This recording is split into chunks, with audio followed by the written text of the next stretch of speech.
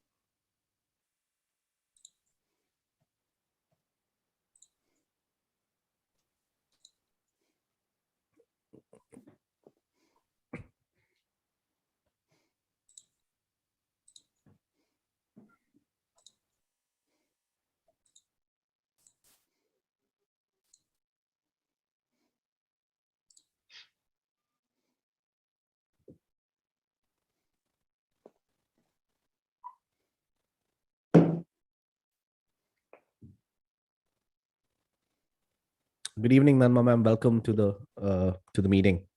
Good evening, Idrim. Hi, hello, sir. Hello, all. Hi, Jeevan. Hi. Yeah, hello, sir.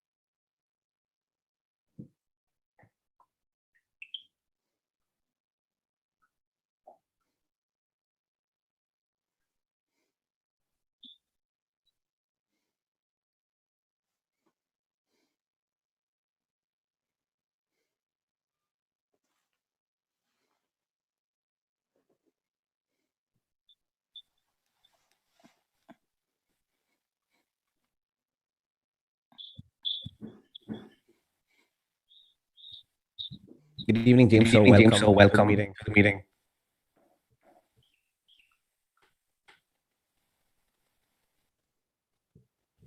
There was an echo.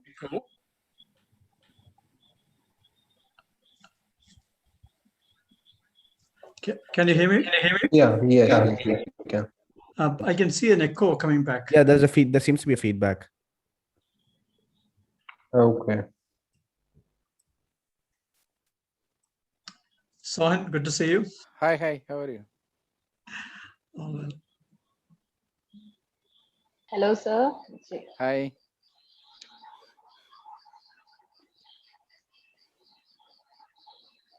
The echo, is it from my side or is it okay? Now it's okay. It's been taken care Yeah, of. okay. Okay, cool. It's better now, right?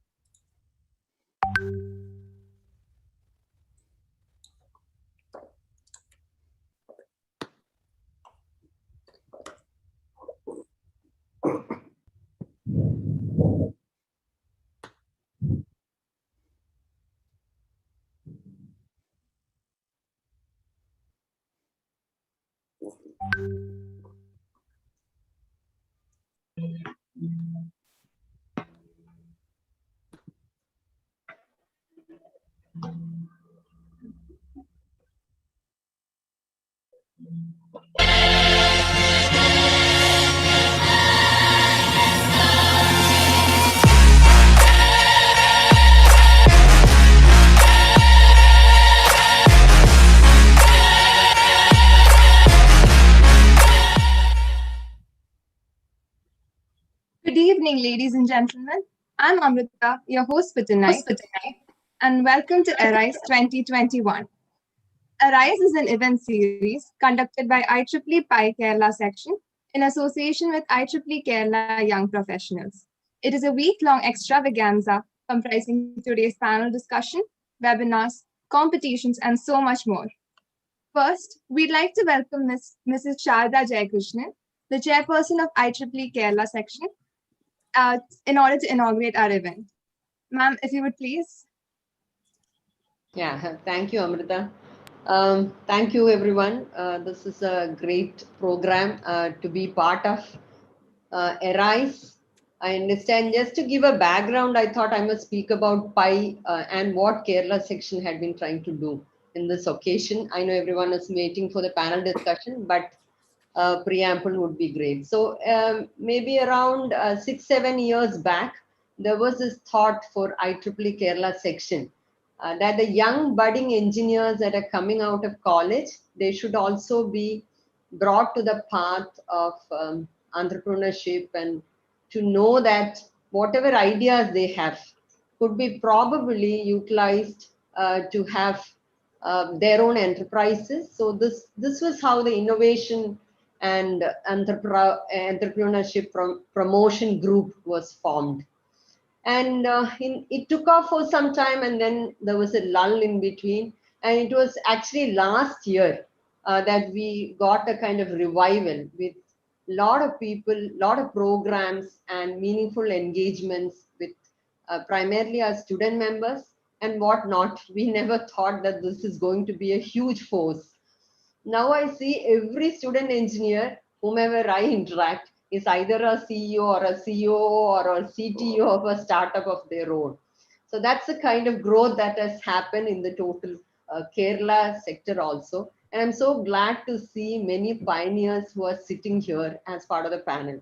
Of course, I know only Mr. James because he is part of the CET alumni. I'm also a CET alumni, so I'm so glad he's here. The rest of the team is actually new to me, but I'm so glad that you're willing to be part of this this program by PI, and also the young professionals of Kerala. Indeed, the section, I don't know if you know about IEEE, but it's one of the largest professional bodies, engineering bodies of the world. And as on today, the Kerala section is #1 in terms of membership and also events within the 350 odd sections across the globe. So we are in a kind of very, very, very great situation, even though the pandemic is there, and we are always urging everyone to stay safe. The vibrancy of the members has brought us to the level that there are every day there is at least one event that's happening across Kerala within our members. So thank you so much everyone for joining this event, and I'm glad that you're all safe in this current situation. So I was asked by Akash to be part of the event to inaugurate this program, which I understand is a week-long one termed Arise, between PI and also the YP, the Young Professionals, the vibrant group of Kerala section. There are, I think, 5 or 6 events in Tuto, which is starting today. Solaris, Launchpad, Artisto, Recreator, and finally the fun sessions that is happening. I understand there is a huge number of participants to this program. I would urge every one of you to learn from the leaders who are going to speak today and also participate completely in the events that is coming ahead. Just one more point. I was actually talking to Akash today that IEEE is promoting entrepreneurship in a large way, and there is a community that is being built up termed IEEE Entrepreneurship Community. This is not only for the IEEE members, but also for the other whoever with entrepreneurial spirit, primarily to support in terms of for the budding entrepreneurs, not only for them, but also who are midway through, to support in terms of mentorship, in terms of promotion, in terms of technical support that can happen. So I would urge everyone who is participating today to just go to the website. It's entrepreneurship.ieee.org. You can very well see what are the different interventions and programs that are available there. In fact, PI has a program called Voice It, which is getting the mainstream entrepreneurs talk about their how they started off this and how they moved along, so that the others could be inspired and learn from your experiences. So similar programs are also available within there. So everyone is welcome to view that and be part of that community. I myself am from industry, and currently for the last 2 years, we have been trying to bring in a larger umbrella of industry engagement, within which PI, then there is industry partnership programs that are being pulled in. And we currently have a kind of program running with Maker Village, a mentoring program with some of the engineering groups within Maker Village. So I'm very glad to be part of this program today, and would like to announce this formally inaugurated, and all the very best for a great event today. So Amrita, I was told that there was, yeah, please.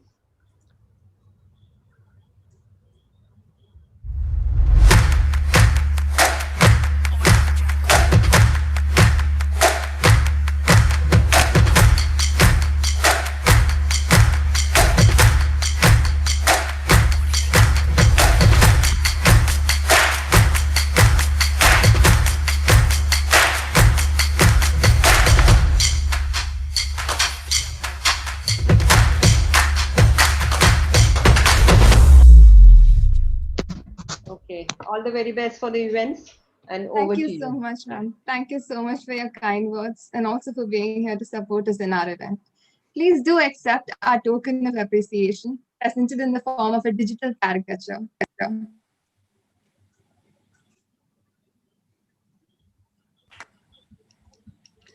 Thank you. Thank you. Thank you once again, ma'am. We've gathered here today for Intuito, a panel discussion on envisaging the doors to entrepreneurship as a part of Arise 2021. So let me introduce you to our panelists for today's program. Our first panelist for the night is Dr. Sohan Roy, a Forbes-listed entrepreneur and the founder and CEO of Aries Group of Companies. He is the director of the Oscar-nominated film BAM 999 and has been the creative head of a multitude of award-winning films and documentaries. He is a man with a glittering record of achievements and a rare combination of experience garnered from maritime, visual media, and film industry. Our next panelist is Mr. James Joseph, the founder of Jackfruit 365. His idea of developing jackfruit powder, which acts as a medicine for diabetes, brought about a jackfruit revolution, which made him the winner of India's National Startup Award 2020. He is a former director at Microsoft and is also the author of the bestseller, God's Own Office, published by Penguin. Next, we have Jaden John, the Dean of School of AI, Calicut. He is a 16-year-old tech-savvy student who is now a machine learning developer, an AI consultant, and also a researcher at the Massachusetts Institute of Technology for early cancer detection using machine learning. Finally, we have Ms. Nanma Girish, who is a translational civil engineer and the co-founder of Nestabyte, which is an interdisciplinary firm focusing on flood resilient eco-technologies, including amphibious and floating buildings. She was a speaker at TEDx Thiruvananthapuram 2019 and also a speaker at Kerala's first professional student summit of 2019, hosted by the government of Kerala. Now let's get to tonight's program, Intuito, the much-awaited panel discussion.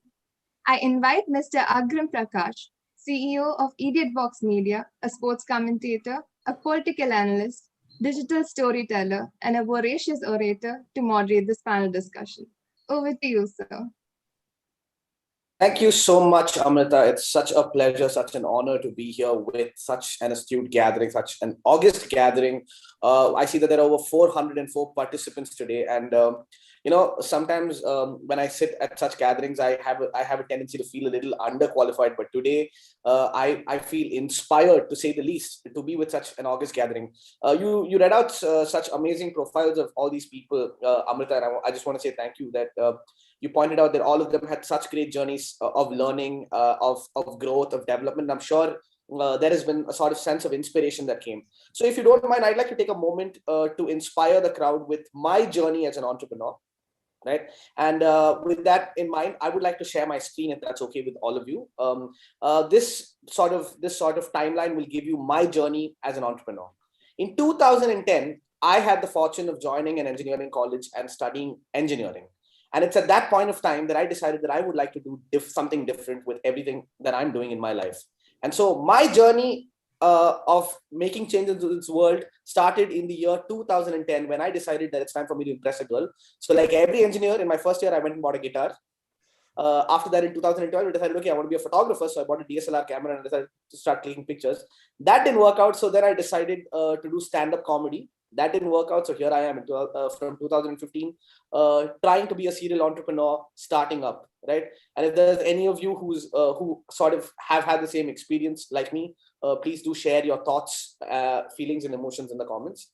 At the outset, I'd like to welcome all of you to this wonderful gathering. And I'd like to say that I'm so happy to have so many of you here, and I look forward to a fruitful interaction with you. Some ground rules. I know that we are all sort of, having some, might run into some technical issues. Do not worry about it. If the connection goes, please do join back in to any of you. And if the same thing happens to me, I'm just letting you know, please do allow me to join back in.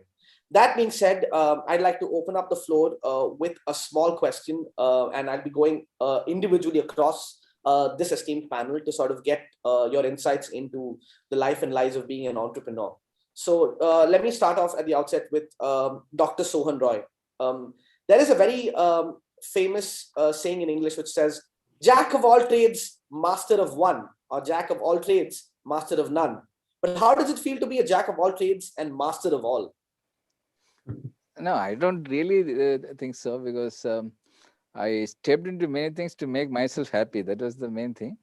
Thing is, see, I always believe that destiny is decided, and that it's decided by our karma.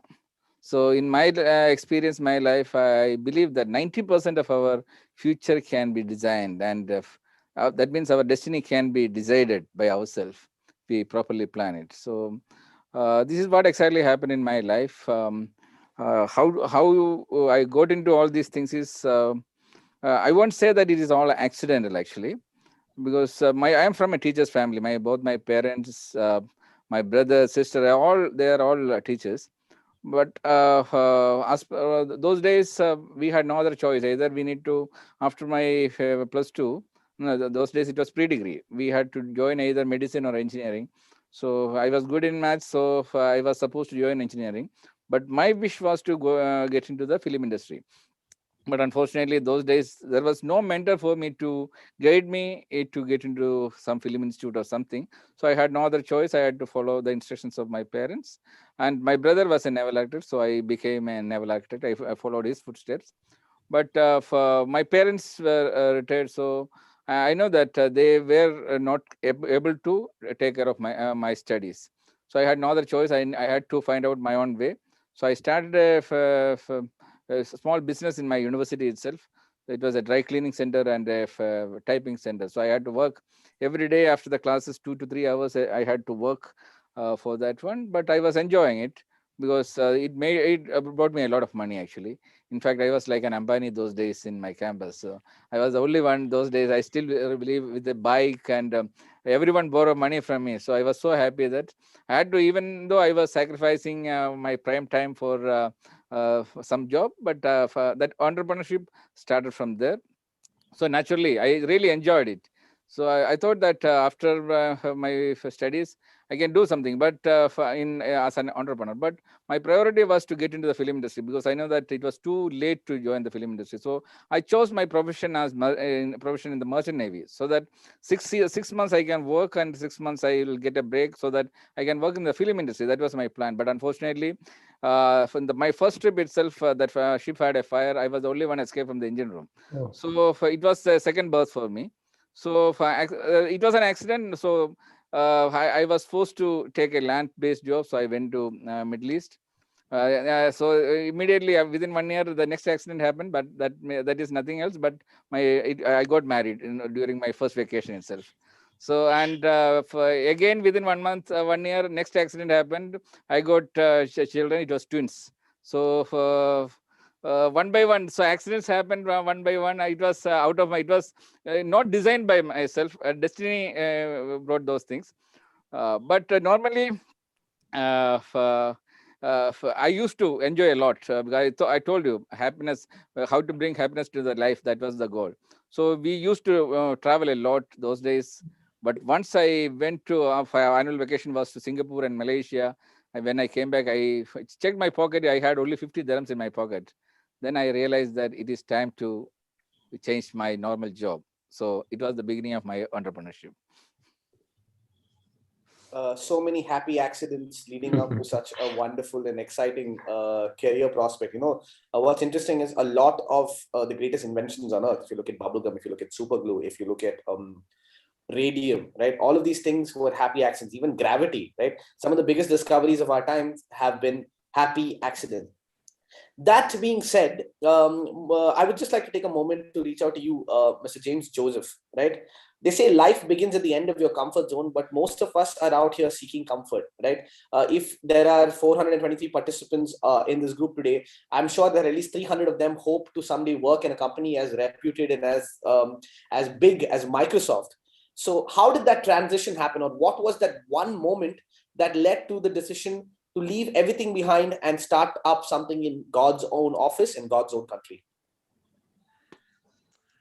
So Agrim, this was not Okay, let me be candid. I never left Microsoft for jackfruit.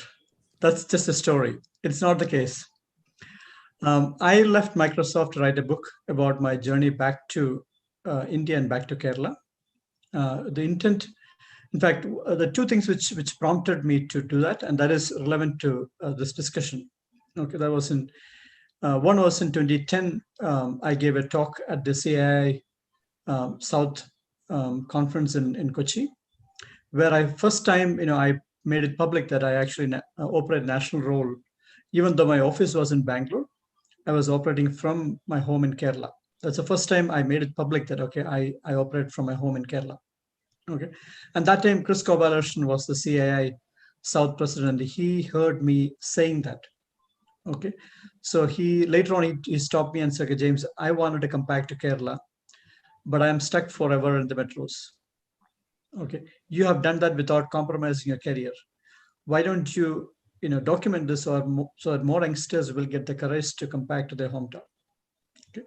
But I was not ready to, take time and write a book because I had other responsibilities. And so it was a passing remark, which I took a note, but nothing happened. But in 2012, I was the what the Microsoft India chairman would like to call his ambassador for Kerala. So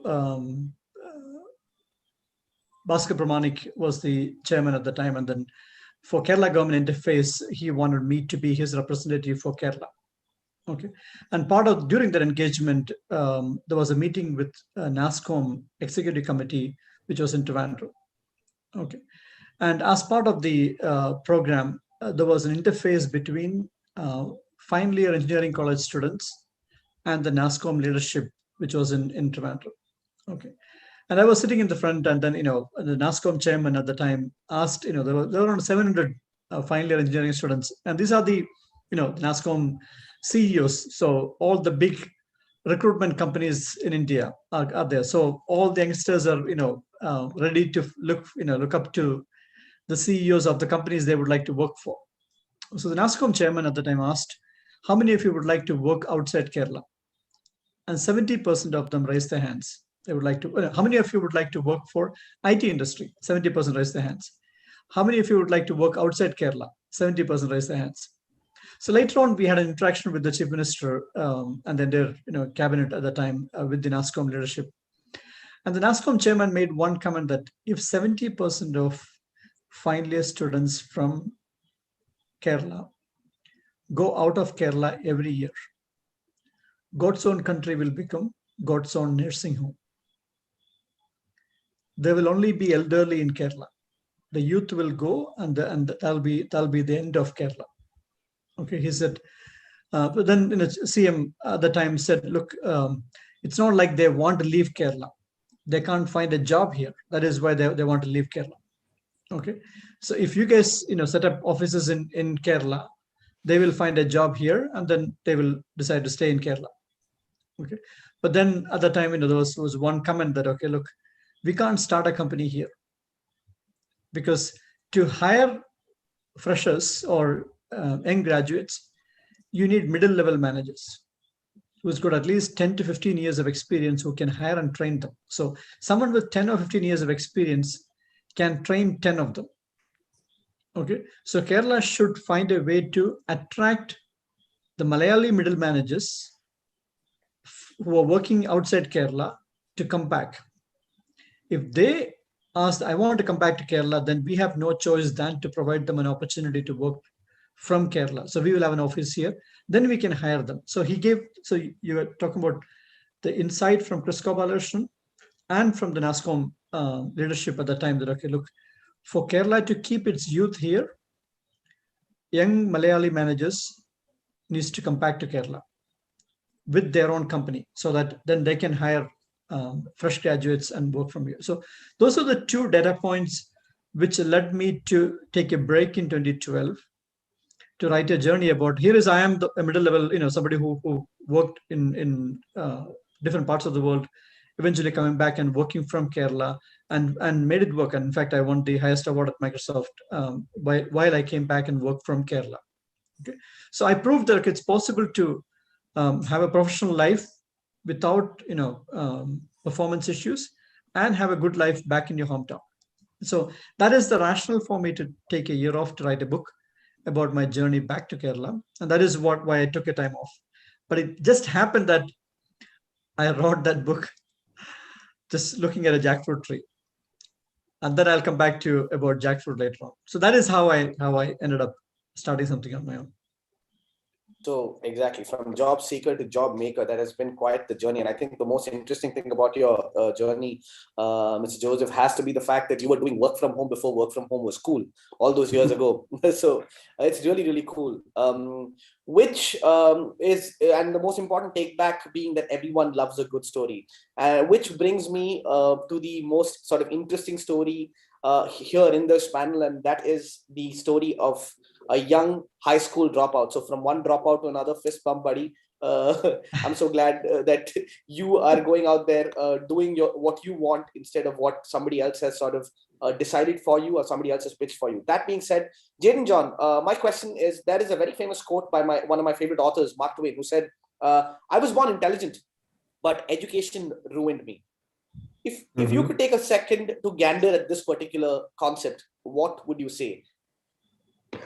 My recent dropout was mainly because I had a lot of problems with the current system. So that was like the main reason to drop out. So people sometimes ask me, did you drop out looking at Bill Gates or someone like that? I would say no, because I don't think I'll be someone like that. So my reason to drop out was because when I was in school, I was studying in school, my ability to focus on something and some other things that I'm learning, that is still education, was not there. Or I was not able to learn something new, or all because of the time constraints and everything. So I was not able to focus on anything. Like once you're done with school, everyone who's in school probably knows this. Once you're done with school, you're not able to you don't have much time to do stuff. Even though for me, even though if you're able to learn a subject in school much quicker, like you're able to, for example, you're able to learn some specific subjects much faster than someone else in your school, you will be still learning with them, and you will be still learning in that pace. So you don't get a time off or something. So that was my reason of drop out and learn at my own pace, so I can finish school quicker and in a short period of time, and I can focus on other things that I'm interested in, like machine learning and tech. Interesting insight, Jaden.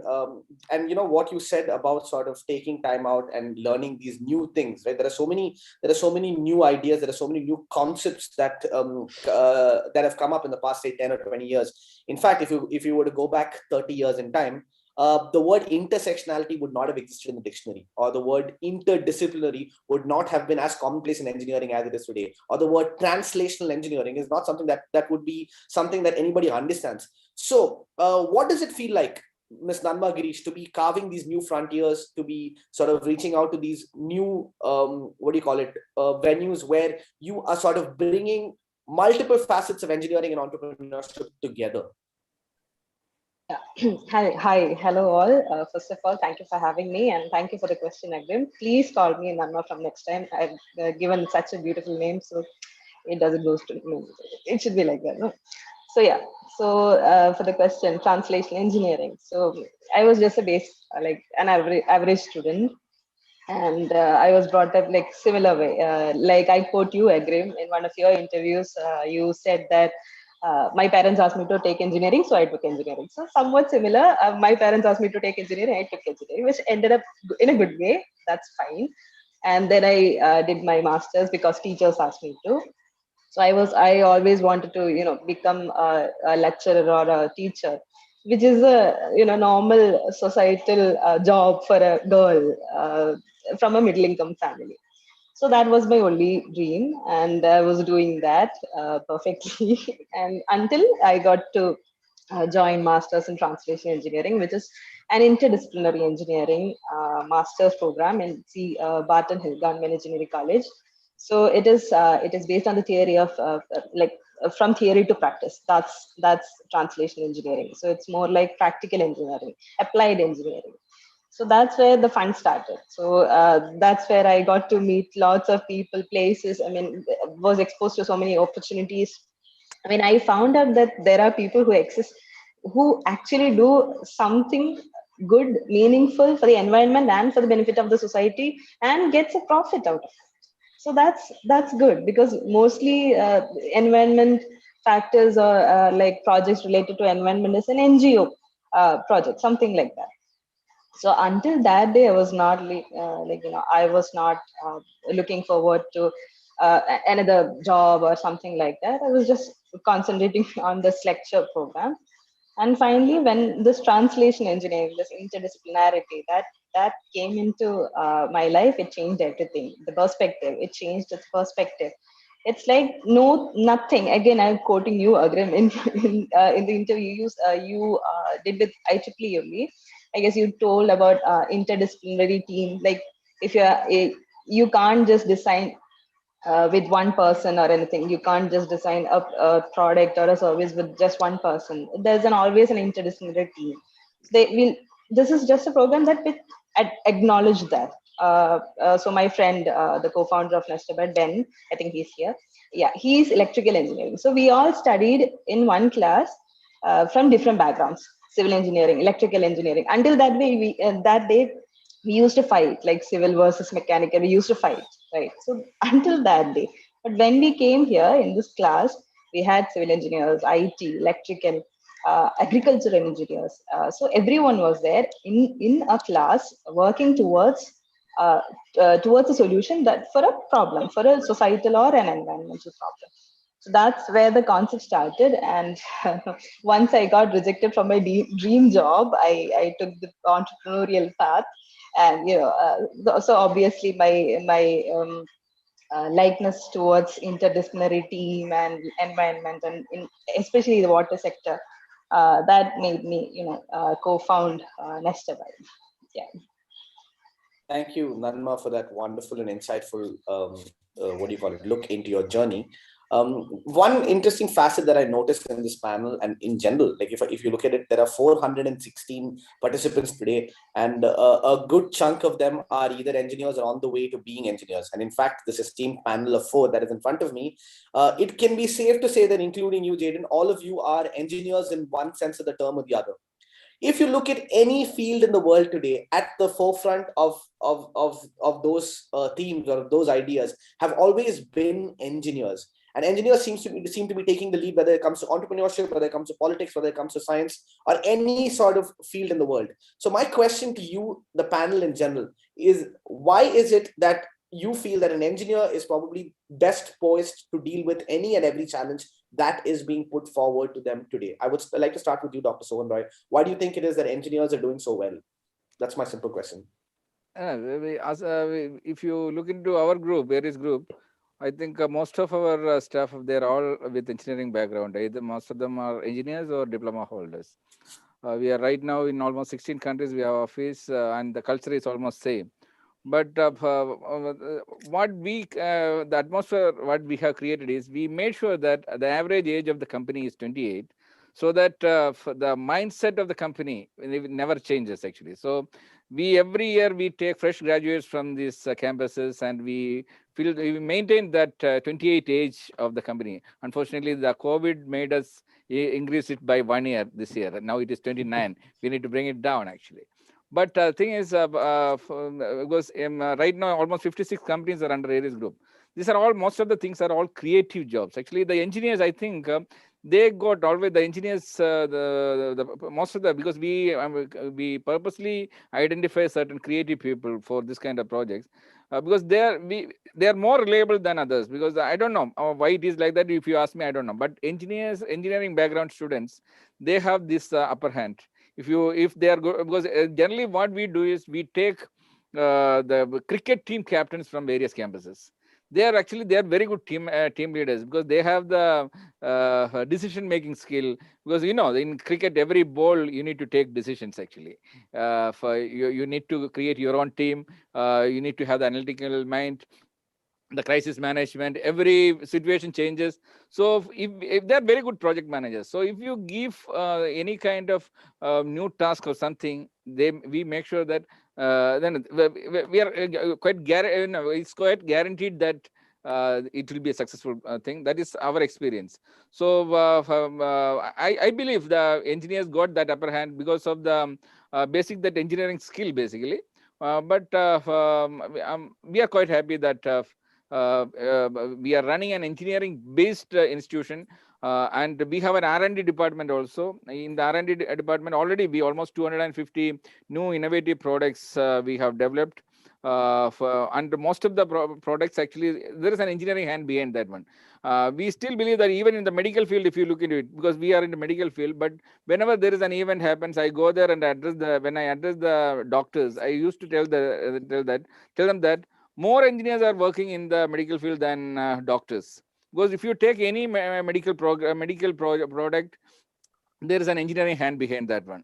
For any equipment, latest equipment, what they are using, invention is done by one of the engineers. So this is what exactly happening in our organization also. Any innovative projects, any innovative product, there is an engineering head behind it. And so I believe that all the organizations should think in that way, that they should more focus on the engineering graduates, but find out people with creative minds, because we need to because whoever forecast things at least 5 to 10 years in advance, they can be successful in the race. Because today in our research institute, we always think about something, what is going to happen 5 years or 10 years. So many projects, when we discuss with people for what is going on in our research side, people will think that, okay, is it possible or not? But we can visualize that this is going to drive the world after 10 years. I still believe that in 2006, 2005, when we introduced, an example I will tell you. We introduced the first, because one day I announced that we need to have a television channel for the maritime industry. We are from the maritime sector, so we need to have a television channel for the maritime industry. So we called one of the television CEOs from in Kerala. I asked him how much time you require. He said we need 3 years minimum to set up a TV channel and other things with those time technologies. I said, no, within 6 months, we need to launch it. We need to find out a plan. He said, it's absolutely impossible to have a TV channel run. That is also a maritime field without any content. I said, no, we need to have, if there is a problem, there is a solution. So this is my target, 6 months, we need to plan. So we started, I was also fully involved. We made sure that on the 6th month completion date, we set the target date accordingly. That day, it started airing. We used the technology. Those days we had to consult with Israel and other things. We had a hotline with the Cochin office. We were streaming the content to Israel. Then they were uplifted because they were sending it to US. Then they were uploading the content. So within 6 months, everything was done. And before CNN started online streaming, 6 months in advance, we started online streaming. Still, our content is an HD content we are streaming online also. Those days, we had satellite and HD online streaming also. So this is all possible because of that engineering mindset is behind, because most of the project heads were engineers. I still believe, no, once I went to NASA, so they were telling me about the moon mission project, because when the moon mission project was announced, a group of engineers, the average age of those team was 26. They were called and told to have this moon mission project, and they executed it. So I believe that engineering heads can create wonders, and engineers will run the world.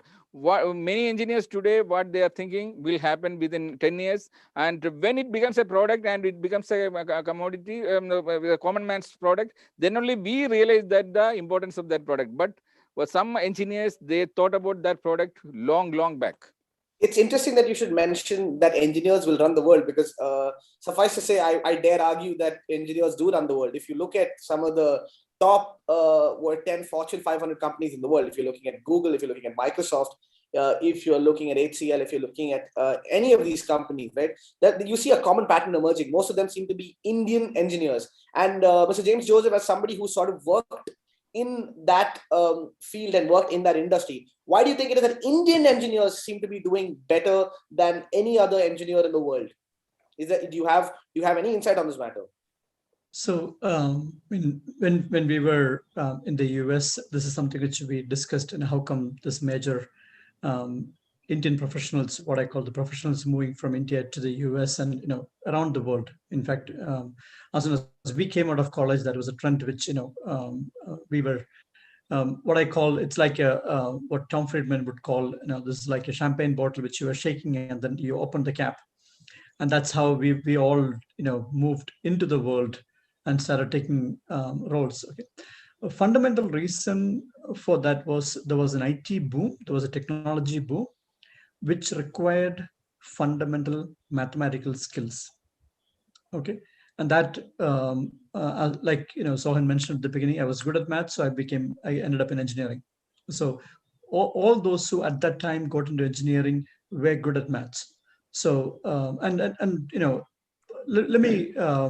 So in fact, when I was working in Delhi, so I did my engineering from CET, and then my roommate at college, Jaydev, was also my apartment mate in Delhi, and so he was working for the automotive industry, Ashok Leyland. I was working for 3M, and then one fine day he said, "Look, 4 years," and we were working in two different fields, and we both were doing well. And then he made one comment that in 4 years of engineering, all we learned is the logical approach to solve a problem. Okay, that is the fundamental skill of an engineer, a logical approach to solve a problem. You throw any problem. I'll give you two examples from my own journey with jackfruit. Okay, so processing jackfruit was the biggest hurdle. Okay, and that is, it's too big a fruit. So I went around the world looking for fruit processing companies to see if they can come up with a machine to process jackfruit. Okay, so I talked to 5 different companies in Europe, 3 in China. Finally, an Italian company said, "Okay, look, I will give it a try." He went to a Thai shop and managed to get a jackfruit, and he took it as R&D. And finally, he called. His name is Lorenzo. "Mr. Joseph, what kind of a fruit is this? It's too big. It's too sticky, and the stones are all over the place." Stones means the seeds. Most fruits, there is one location for in the fruit to have the seed, and jackfruit, it's all over the place. He said, "Nobody on earth will be able to make this machine for you." 18 months later, in fact, what I learned in the first year of engineering, the machine workshop which we went, what I learned from that helped me to design and make a machine on my own. Okay, because I took it as a challenge, because if it can be done for any other fruit, it can be done for jackfruit too. We just need to apply our mind. So that was one. Second, when a priest came and told me that the unripe jackfruit, the tradition of Kerala eating jackfruit meal as an alternate to rice is good for diabetes, or it happened to him. 1% the sugar level went down when he took insulin after eating jackfruit meal. And my view, and we learn from the principle of factor of safety. If it can happen to once, it can happen again, unless you know why it happened. So we do a 5x factor of safety, right? Because we anticipate what can go wrong and preempt it. If this happened to one person, and doctors will look at as statistical significance, unless the event is significant enough, we can't be bothered. Whereas one event is big enough. We want to prevent events. So to me, if it can happen to one person, I need to know, there has to be a scientific explanation why it happened. And this happened in 2014, right? 2014, April, it happened. And 2020, June, I presented the scientific basis for that at the American Diabetes Association's annual conference in Chicago last year. Okay, and we're just going to be publishing the full paper in a well-respected international journal. So I'm saying 2 problems. One, to process the jackfruit, we cracked it. Second was to finding the logical reason why the priest's sugar level went down when he replaced rice with jackfruit. Then we were able to prove that in a scientific way and get it presented at the highest body on earth. So, I mean, it is down to problem solving. That is what, in engineering, that is kind of how we are wired. That is what helps in many of our, even startups, that, any problem, we get a kick out of it. Solving problems is, I think the sort of hallmark of a good engineer. And I absolutely concur with your observation, Mr. James, because when I was in college, I always wondered, why am I learning about a half-wave rectifier? Why am I learning about a full-wave rectifier? How is this going to help me? Some of these obsolete technologies that are sort of in being taught to me. So what I realized later on in life is that it helped me sort of, it helped me sort of understand, okay, this is why I should be able to submit my assignment on time, because it teaches me time management. This is why I should be doing 100 odd exams in a year. It's because it allows exams and tests in a year, because it teaches me with pressure management. And, so that sort of pressure environment has molded out diamonds in the rough, is my understanding. That being said, to the diamond in the rough in our group, Jaden, I would like to go out on a limb and call you an engineer. Although an unconventional engineer, what you are doing is definitely engineering solutions for a modern world. So how has this unconventional journey been shaped, and what has been your sort of process of learning, as opposed to the structural learning that we, most of us have had the fortune or misfortune of experiencing? How has this journey been different for you, this unstructured sort of self-learning approach that you are taking? So self-learning for me, so I think a lot of syllabuses, it's not like, so some people ask me like, is the reason that I quit school, is it because I'm not interested in learning some specific subjects, or I'm not interested in this, some learning few of the subjects, and I'm really interested in some of the other subjects? Is that so? I would say no, because that even though I'm not interested in few of the subjects, that was not the reason for me quitting. Still, so even though I'm not going to school or at university or anything, I'm still following a curriculum or a syllabus that's been created and by experts for that, to get that logical and problem solving skills. So I very much agree with the thing that what an engineer's core is, the ability to solve the problems and get the logical skills. Because I work with a lot of people, I've seen a lot of people create amazing products, a lot of amazing products that have been created from problems. For example, like I worked with a doctor. He's a doctor by profession, and he traveled a lot. So he traveled a lot, and he had a lot of problems with the train systems. So that was the problem for him, and he gained some skills online to solve that. So that was the logical, all this skills to solve problems like that, engineering skills. And from that, he was able to create an app, and now that's one of the most downloaded train apps in India. So I see engineering as a skill, not as a degree or a certificate that you can carry out and say, hey, I'm an engineer. But I think it's really important to have that curriculum, like that that expert curriculum to be an engineer. So learning just one subject and being really good at that, and avoiding all those subjects that you're not really interested in, that may not give you an real engineering skill. So that's why I'm even though I'm not in school, like I learn a lot of things that have been taught there, but in a not traditional way. So what I do is, like, I'm not very much interested in getting that certificate, just that skill. And in today's world, hopefully I can, with this skill, I'm able to prove, hey, I can solve your problems, and that's where the engineering skills come in. Thank you, Jaden. You speak about skill, and it's very interesting that you should mention it, right? So skill is an acquired trait, I would say. And of course, there are some of us who are born with inherent skill. Mm-hmm. But, when I think about everything that you said, and all of you said, and all the pressures that go into becoming an engineer, and by extension of that, applying those engineering concepts into entrepreneurship, I would say that 4 out of 5 of us in this group have been sort of subject to a certain amount of privilege. Right, and I'd like to take a moment to address the sort of elephant in the room, Nanma, if you don't mind. Right, there has been there is a very famous saying, right? There is a very famous word that I read about. It's called a second shift. Right, while men work 1 shift, women work 2 shifts. Right, and there is another word that I read about called the glass ceiling. Right, where there is a certain barrier that stops a woman engineer or a woman in general from achieving success.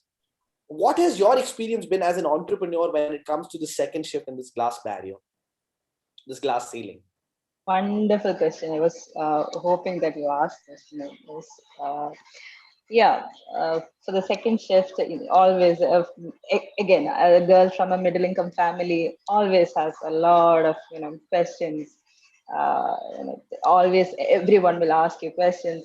There are so many names.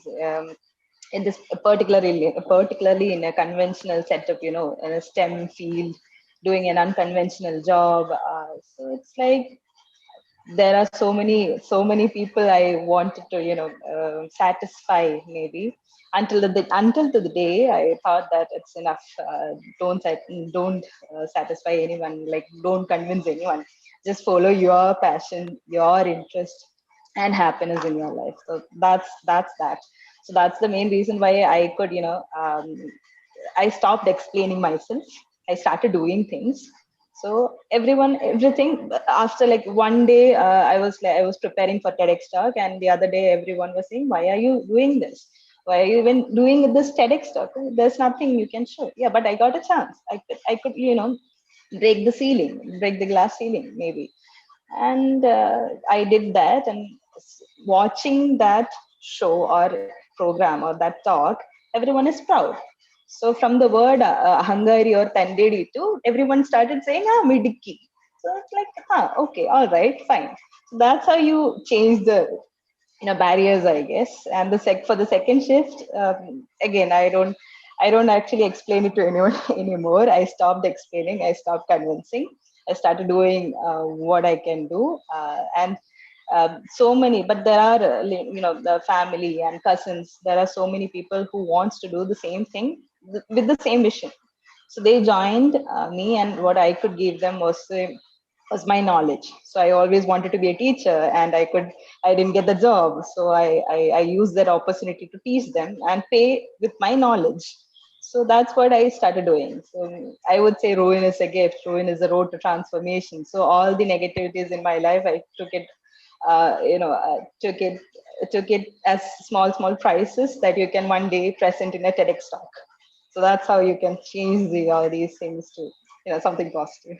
Yeah. It's interesting. It's interesting, Nanma, that you should mention your TEDx talk, because I was going through your social yesterday and I saw a very interesting post where you said that 1 year ago you put up a picture of a book about how to give a TED talk, and a whole year later you were actually out there giving a TED talk, and that sort of translation from expectation to reality.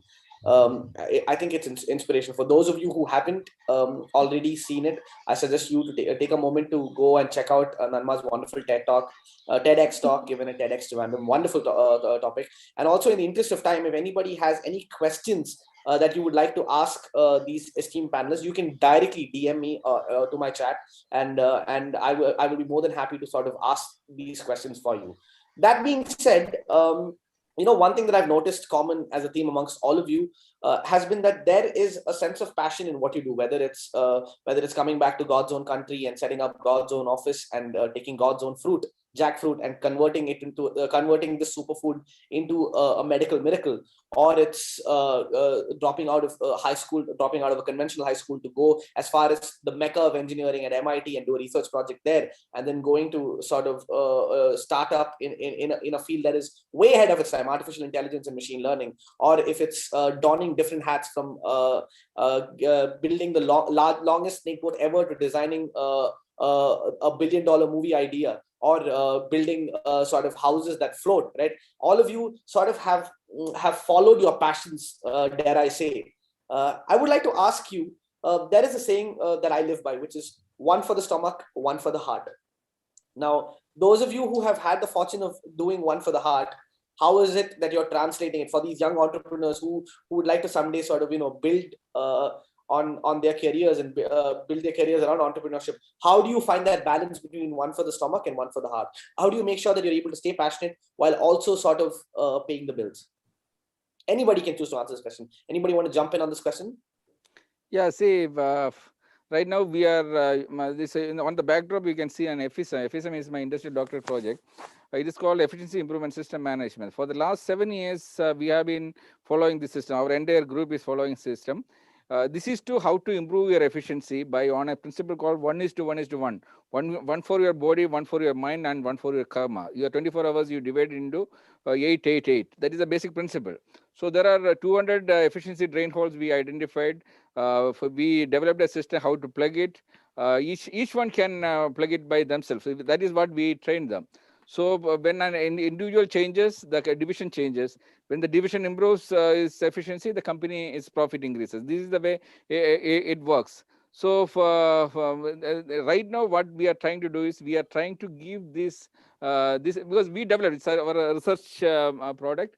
We are trying to give this system available for the entire entrepreneurs in India, actually. So we are starting this. We already made a billionaires club, actually. Through this billionaires club, we are launching it. So when a billionaire starts adopting it, the subcontractors will use it. So any of your campuses or something requires any introduction or basic training, everything, we are giving free for this one. So you please contact us. It is a game changer, because using this system, using Indian human resource, by transforming them, we have become world #1 in 5 fields. If we can make it happen, you can also possible. So this is the only thing I want to tell you during this session. Anyone, any campuses, if they want to implement it, let us know. Highly insightful. So efficiency is the key, according to Dr. Sohan Roy. Anything that you would like to add to this, Mr. James? Okay, so your question was about for the heart versus the stomach, right? Yeah. So it's about start. I mean, when you look at an idea or a problem, okay, whether is it a passion project or is it a business or is it an entrepreneurship? Okay, that is when you make the decision: is it for the heart or for the stomach, right? Okay. Yeah. If it is for both, excellent. Okay, and that is the validation which I took when I looked at jackfruit. Okay, so it was initially a passion project. I mean, I didn't want this to go waste. Okay, so that is purely for the heart. Okay, but the moment I understood there is a potential for this to be a diabetic food. Okay, that is when I looked at that was only 1 year. The passion project was only for 1 year. Can I commit an indefinite time to this? That is when I looked at the availability of jackfruit in terms of the supply as a source. Then I look at the number of diabetic people in the world. When I put the two together, there is enough for many generations to work on it. Okay, that is when it became, so you apply your business acumen to make that call. Is there enough, business activity in this to feed a lot of people? Okay, the answer was yes. So you have to combine the two. So here I am now, I'm working on my passion, which has a significant potential for the stomach too. So you have to make that call. I agree. So yeah, my story was also kind of similar. So I started, helping organizations and companies create machine learning and AI tools as something like as a freelancer. So I just go to them, I consult with them, and create tools for them. So that's when I saw actually like there's a potential here. There's something that a lot of people who's working in that industry is missing out. This is something that can be helpful for them. So AI for me for a long time was a passion alone. So after a long time working on it, and that's when I figured out I can build something out of it. I can build products with this, and that can be a way to build like a life out of it. So to change that, to use that passion to build out your entire career. It's interesting that both Jaden and James sir have sort of touched upon saying that basically you have to find this intersectionality between what you love and sort of see whether you're good at it, and then see whether the world needs it, and see how you can get paid for it, right? So I believe the term that the Japanese use for this is ikigai. And I'm so glad to see that so many of you have found your ikigai in this way. So what about you, Nanma? What is your take on this whole matter? Yeah, so I talk about redundancy all the time to my students and everyone, so, which is like it's an engineering term, which is it is the inclusion of extra components in case of a failure of a single component. In simple words, two is one is none. So that should be in your life too. At least have two plans. Again, one for the heart, one for the food stomach. Sorry. So it's like have at least two plans, two paths, two passions in your life to make sure it brings money to. If both of it can bring money, excellent. So it's, whenever you push your technical or professional side, make sure you push your personal or the creative side as well. Which I say that at least draw a poo ella chatti, which is a flower pot and leaf at least once in a while, so that you can stay creative as well. So I have like multiple, not passions, I would say, but yeah. So when I had no projects in Estivide, I got few projects for mural painting. So I did that. I got money for that. So I was like, yeah, so this could be a potential moneymaker thing. But I liked it as a passion also. So I always say I have dance. I can paint, or I can drive. I can even be an Uber driver. So if everything fails, I'll go for a dosha kada. That's what a dosha hut, which with there are so many hundred varieties of doshas in Mother's Plaza. Mother's Vegetarian Restaurant in Trivandrum. So just add on few non-veg items also, so that you will have at least 200 varieties of doshas. Excellent entrepreneurship, startup idea. So that's how just have at least two plants or two, at least it's like have more than two plants, but at least have two plants or two passions that can feed your both heart and stomach. That's what I would say. Yeah. I love this sort of entrepreneurial spirit of having a contingency plan that you mentioned, Nanma. That being said, I understand that we are pressed for time, but with your permission, with all of your permissions, would it be okay if we extended the session by 15 minutes? Because I believe there's a lot more that we can discuss. Unless any of you have any other commitments, Dr. Roy, Jaden, James, sir. Absolutely, yeah. Thank you so much. Thank you so much. So what's interesting is there are so many young entrepreneurs here today, like at least wannabe entrepreneurs, and I'm like Shada ma'am was saying earlier, there are so many young CEOs, CPOs, COOs in the mix today out of the 400 odd people who are listening to this conversation, whether it's on Zoom or others who are listening on YouTube. There are so many of us here, and if you were to sort of when we look at all of you, we look at including me, right? When we look at all of you, we see the success stories, right? And they say success is like getting pregnant, because everyone congratulates you for the result. I'll let you fill in the blanks, okay? But the point is, they say success is like getting pregnant. So everyone is congratulating you for the result. Nobody is talking about the flip side. When they think entrepreneur, they think of a guy who's flying in private jets, going in business class, sitting in big hotels, going for conferences, giving speeches, but they never talk about the failures. So if I were to ask you to give me a resume of your failures, each of you, what would you sort of start it off with? If everybody gives their resume of success, I graduated from engineering in this year, I started this company, I did that. So Dr. Sohan Roy, a man who is so accomplished in so many fields, if I were to ask you for a resume of your failures, what would you list out as the top 3 failures, and what would your learnings be from them? I always try to convert failures into, because I don't, I cannot accept failures that much. So I will wait for an opportunity to convert any failure into a success, because Aries Group started in that way only. When I planned everything for Aries Group to start, because the market was very good, oil price was $60, because all our business depends on the oil price actually. So I launched it on the right time. So I was quite sure that within 6 months, everything will be perfect. But you won't believe that on the same week when we started the company, the oil price fell down to its worst. That is from $60 to $6.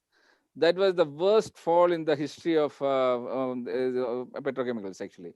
So that was the biggest shock in the entire industry. Naturally, we were struggling almost for 3.5 years. You won't believe.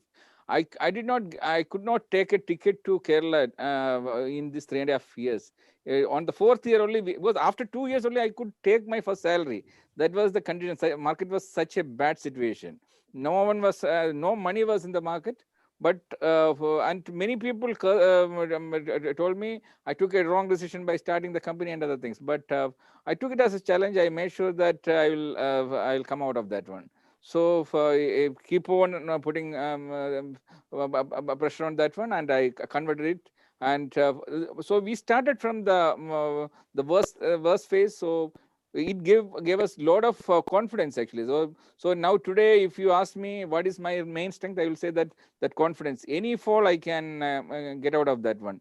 So same thing, now I am working on a big project. The biggest project I have taken up so far is the Indiewood project. Indiewood project is to transform the entire Indian film industry, to club the entire the Bollywood, Tollywood, Mollywood, everything clubbed together, and to take Indian film industry on top of the world. That is the project. It's a $10 billion project.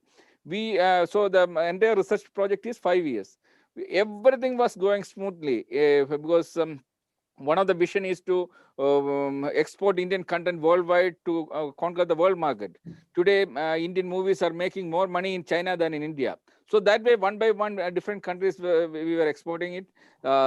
Then we started opening, because when we started the project, every day, every screen was, one screen was getting closed. Two screens were, one screen was getting closed every day in India.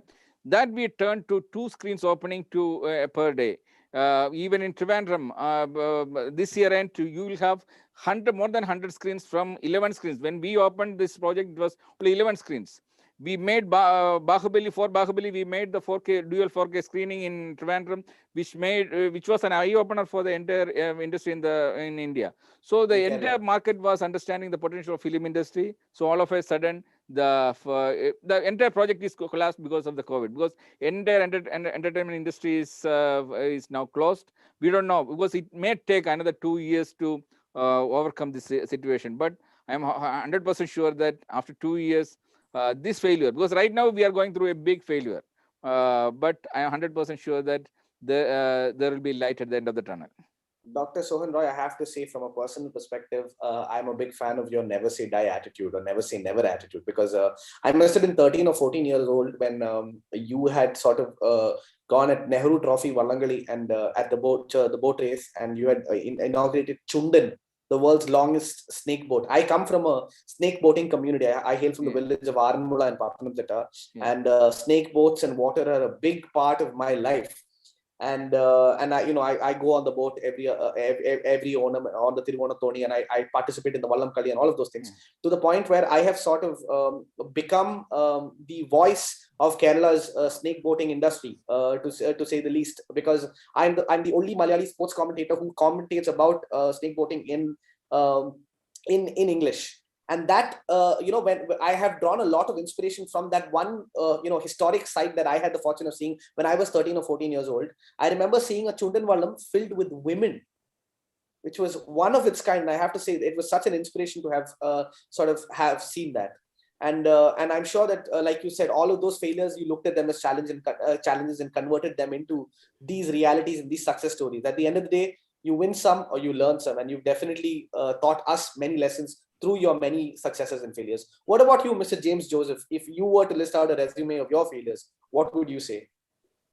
I need to be careful what I say about failures. I made one statement once, and it became the profile of all the students after the exams. So what I said was, failure is a great experience. Okay, because it's a challenge. It's a new challenge. So, look, if you don't worry about the result, if you have given you 100%, doesn't matter what happens.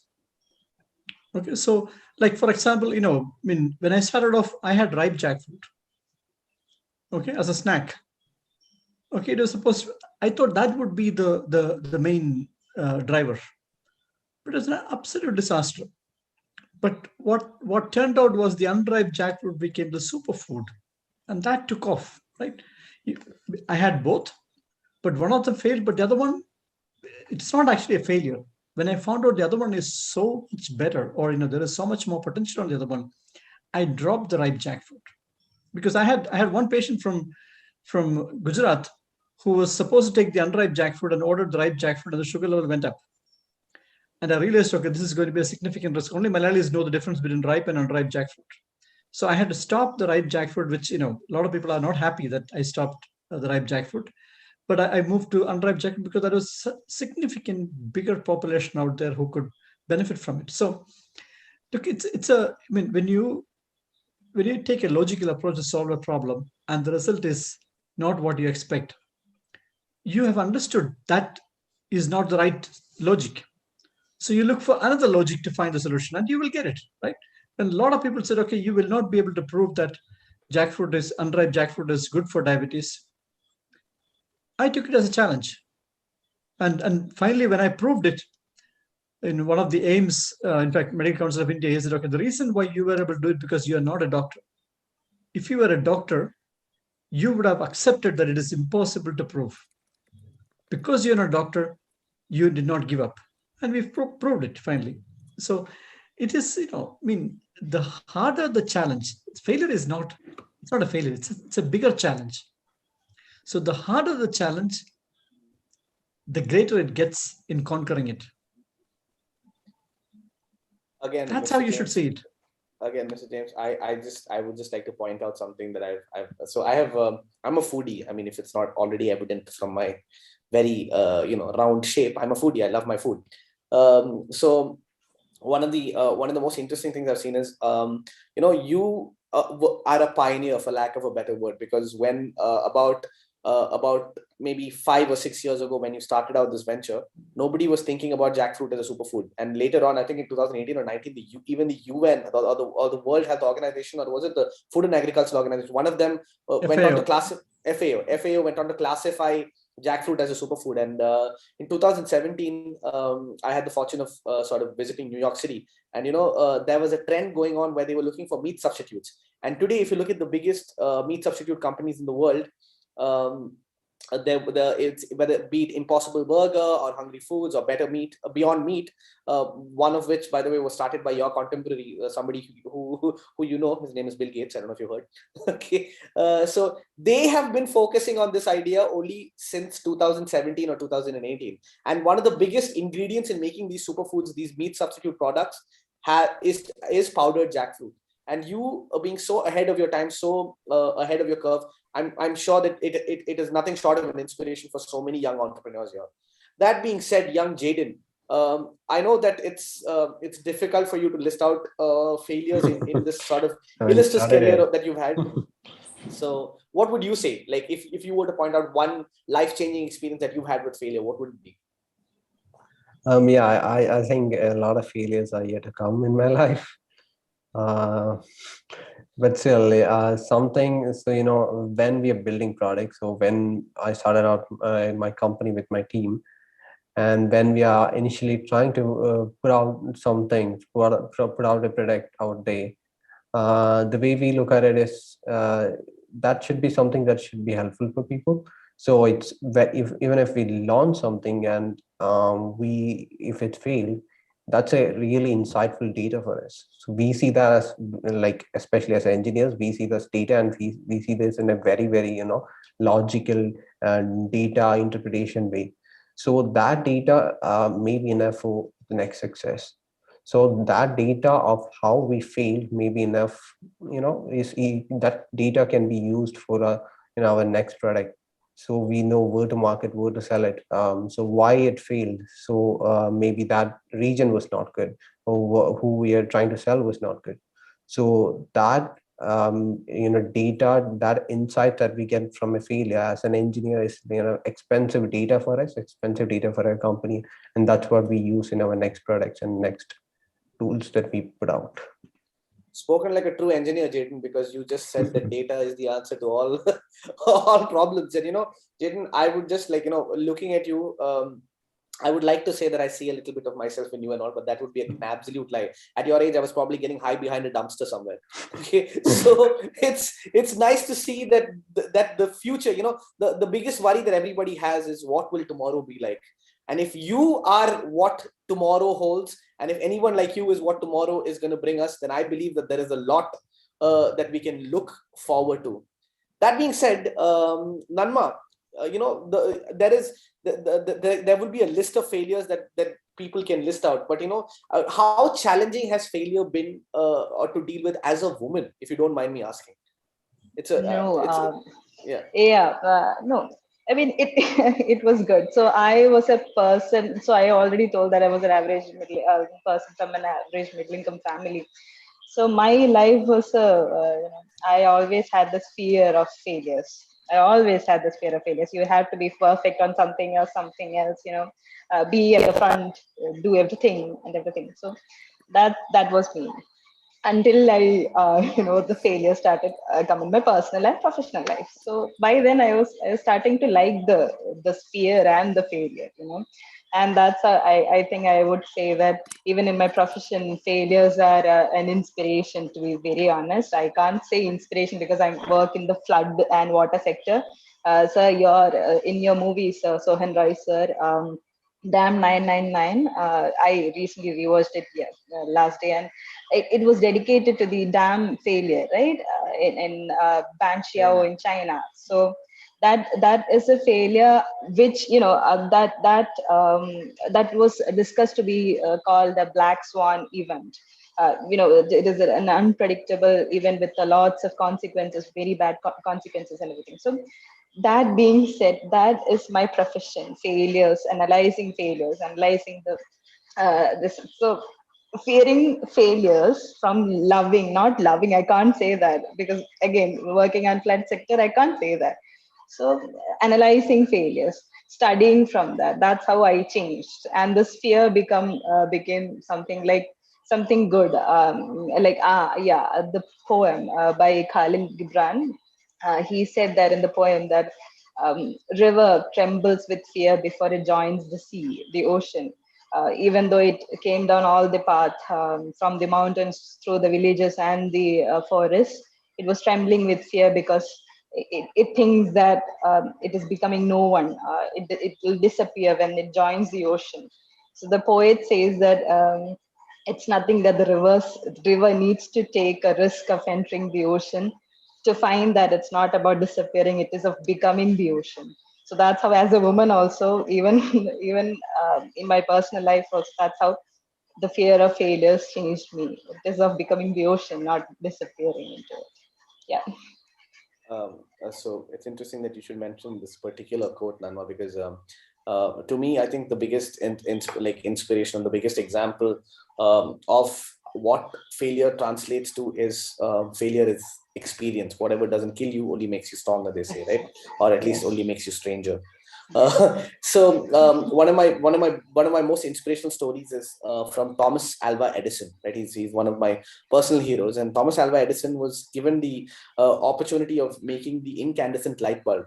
And when he was looking to make this particular product, he figured out the technology, he figured out the science behind it. But there was one particular aspect of this technology that he did not figure out, which is what filament would be the perfect thing to use so that he can have continuous incandescent burning. He tried different materials, he tried different prototyping and iterating different materials, including aluminium, steel, human hair, sheepskin, wolf hairs, literally everything. Even wood was tried, and all of them would not find the balance between burning brightly and burning for a long time. And every science fair that he went to, every meeting that he went to, he would go and say, hey, I have this idea for an incandescent bulb, but I don't know what the filament is, but I'm sure that this idea will work. To the point where 3-4 years of going to the science fairs and talking about the same things over and over again, he became the laughing stock of the scientific community. And one of his contemporaries went up to him and asked him, what have you gained? You've tried 10,000 different permutations and combinations, and you've not gotten the idea of a light bulb. And what have you gained from this experience? So Thomas Alva Edison looked at this contemporary and he told him, at least I know 10,000 different filaments with which not to make a light bulb. What do you know? So that has, I think that has been the common theme of sort of everything that all of you have so astutely put. That being said, at the shortage of time, if you were to give one line of inspiration to the future entrepreneurs of tomorrow who are part of this group, what would you say as a closing note, Dr. Sohan Roy? Any closing notes on your behalf? My advice is, the biggest efficiency loss in anyone's life is not following their passion, talent, their skill and their profession in one line. Unfortunately, our system is like that. So at least in the next generation, you make sure that okay, if you can, some people can correct little bit right now, because already they already chosen the skill track, not matching with their passion or their talent. But a little bit they can correct, just like I have corrected, because I lost almost 16 years in my life to switch over to my my passion, that the film industry. Now parallelly I am running it. My profession is I am a naval architect. I am running marine business, but parallelly I am running the movie thing also. But the day you are lining up your talent, passion, your skill, and your profession, you can excel. You can start dreaming. Without passion and talent, you cannot. No one will dream actually. You will dream. To be a successful person, you need to have dreams. So at least if you cannot correct yourself, at least your next generation, your children, make sure that your children are not misguided. Okay, and Yeah, I agree. My Mr. comment James. would be, Yeah. entrepreneurship is like falling in love. You will know when it happens, and take the jump. Thank you. Another WhatsApp worthy status. Somebody was saying on the group that, you know, what you said last time was a WhatsApp status. So this one's also like a WhatsApp worthy status. Definitely. What about you, Jaden? Any closing notes on your or to Yeah, so this is something that to probably some of your future employees, because you are a job maker and many of them will be job seekers. So any advice you have to your future job seekers and your future employees? not a big advice, but this is something that I mentioned in most of my talks.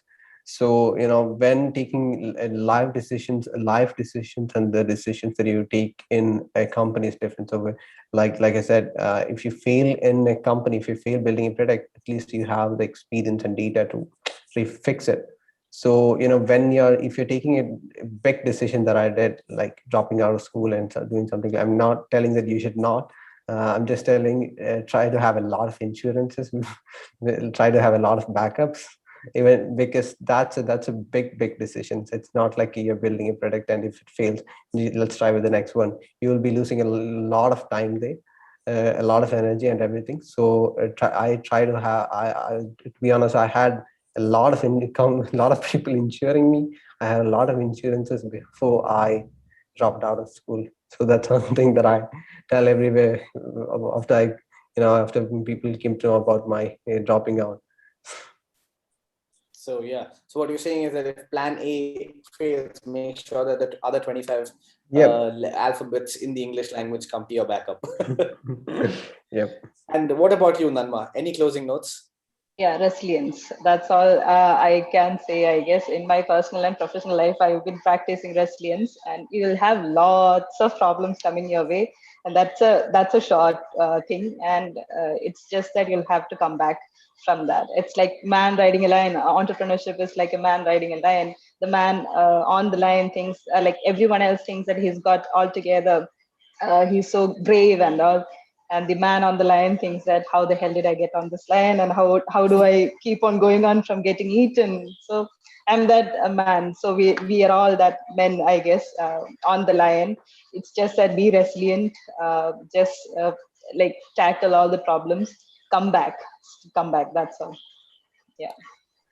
It's interesting that you should mention resilience as the last word or the closing theme of this August gathering. First of all, at the outset, let me say thank you so much to all of you for taking time out and going above and beyond. We're 24 minutes overshooting the margin. We've gone on to IST territory, Indian Stretchable Time territory. I'm sorry for that, but it was just such an engaging discussion. I couldn't help but sort of take this time away from you, steal this time from you. I want to say thank you.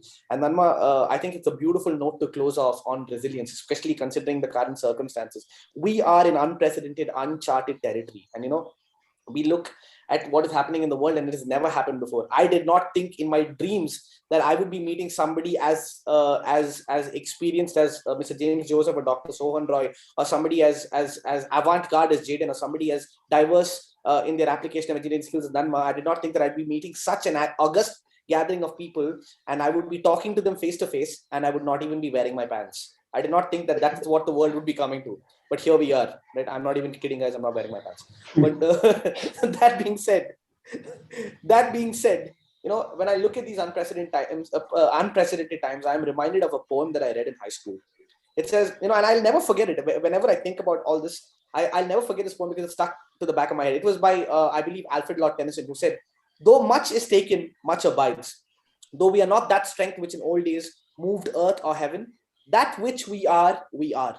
One equal temper of heroic hearts, made weak by time and fate. To strive, to seek, to find, and never to yield." And this never give up attitude that you guys have shown that it really goes with the theme of this poem. And I'd like to say thank you so much for your time. My name is Agrim Prakash. It has been such a pleasure to have all of you here. For those of you who are looking to reach out to these panelists, I'm sure they all have their socials. If you want to plug any of your social medias, whether it's LinkedIn or Instagram or Facebook, please, I would suggest that you guys go ahead and tell. Dr. Sohan Roy, if we wanted to reach out to you, how would we be able to reach out to you? Just contact through my office, no problem, anytime. Of course. Thank you. What about you, Jaden? If you wanted to follow your updates on Life and Lives, where would we find you? Just message me in LinkedIn. You can search in Jaden John. In LinkedIn. Find my LinkedIn. I'll definitely be connecting with you on LinkedIn right after this. What about you, Mr. James Joseph? How can we reach out to you? Jackfruit365.com. You'll be able to find me. Wonderful. What about you, Nanma? Surprisingly, I'm there on all the platforms, all the social media platforms. Just reach out. And the name is, Nanma, so you can just reach out to me like that. Yeah. Similarly, for me, I'd like to thank my parents for giving me such a unique name. If you type in the word Agrim, A-G-R-I-M, you'll find me on all social media. But for those of you who would like to reach out, I'm available on Instagram as AGGIE Prakash, aggieprakash.exe. Do keep in touch. I'd love to be able to connect with all of you. Thank you so much for your time. I must say, it's one of the best hosts I've ever had in a panel. Thank you so much. Thank you so much for your time. I will now hand over the responsibility of closing this session off to the wonderful people at IEEE Pi Kerala. My good friends, if you're back. Hi, Amrita. Welcome back. Yes, hi, sir. Thank you so much. Did you fall asleep while I was gone? Oh, no. It was really interesting. Thank you. Thank you so much. Thank you all for this wonderful evening. The discussion was really enriching and enlightening. And I'm sure that all of us planning to venture into entrepreneurship at some point in our lives have now a clearer vision after attending today's session. Sohan sir, your experience in a plethora of fields, I'm sure, has motivated all our participants to branch out to different sectors to see what's best for them. Thank you. James sir, your courage to believe in yourself and go in an entirely new direction must have inspired all our participants to take risks and achieve their dreams.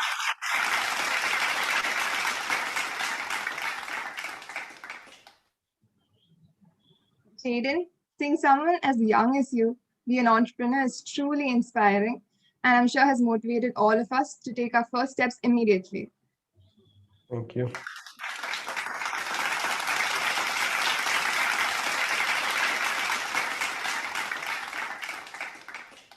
Nanma ma'am, your work in such an important yet unique field is truly inspirational, and we're really grateful for your excellent insights. Thank you for having me.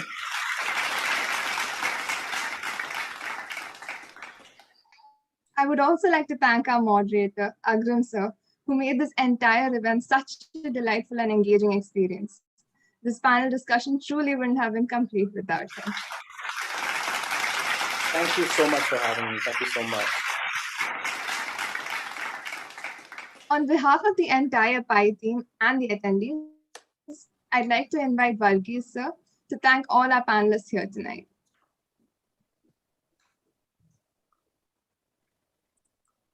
Wow is the only word I can say at the end of Intuitive, the first event of Arise. Your work is going to fill a large part of your life, and the only way to be truly satisfied is to do what you believe is great work. And the only way to do great work is to love what you do. If you haven't found it yet, keep looking, don't settle. I think that is the true testimony of every one of the panelists and the moderator that we heard today. Let me start my formal thanks. Obviously, the first has to go to Sharada who's one among us, but thank you for sparing your time and for coming here to inaugurate this event for us. I know this is a Saturday evening, so you might have a lot of other things to do, but you found the time to inaugurate, and thank you very much for that. Now, coming to the panel that we just heard, I think I thank the YP and the PI team for assembling such a great panel, including the moderator. From media to dietary food to AI to environmental engineering, the spectrum is wide and varied.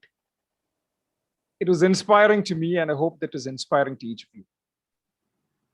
The journey is never easy, but there is an opportunity to make a difference. I quote Steve Jobs, "I'm convinced that about half of what separates successful entrepreneurs from the non-successful ones is pure perseverance." And I think that is what we heard today from each of the panelists. Interesting that each of them have gone their own different ways. They trod the usual paths and then decided for a change. The decision to change is never easy, especially when it is fraught with the unknowns. But each of you made the decision, which is key to where you are today. I was reminded of another poem, incidentally, called The Psalm of Life. I think most of us would have probably learned it in our school days. The lives of great men all remind us we can make our lives sublime, and departing, leave behind us footprints on the sands of time. I think each of the panelists, that is what they set out to do, though they didn't realize that's what they set out to do. Today, they have left their footprints on the sands of time. Let me first thank Agrim, because a great panel discussion is only as good or as bad as the questions that are asked by the moderator. And I thank you, Agrim, for doing a fantastic job of moderating the session with the right questions, with the apt comments to some of the answers. To each of the panelists, Dr. Sohan Roy, founder of the Aries Group of Companies, the first thing that caught my eye was the tagline, "Design your destiny." And there's a bunch of things that I learned from you that I think I need to apply as well in my professional career. James is a batchmate of mine, so I shouldn't probably thank him, but still, I think it was one of my fortune to really, to study as a batchmate to James, and also to sit at the sidelines and watch his success and hear his story multiple times as well, which I've been also fortunate to do. James, thank you for joining this call, and I purposely didn't let you know that I was doing the vote of thanks. I didn't want to embarrass I had no you. idea.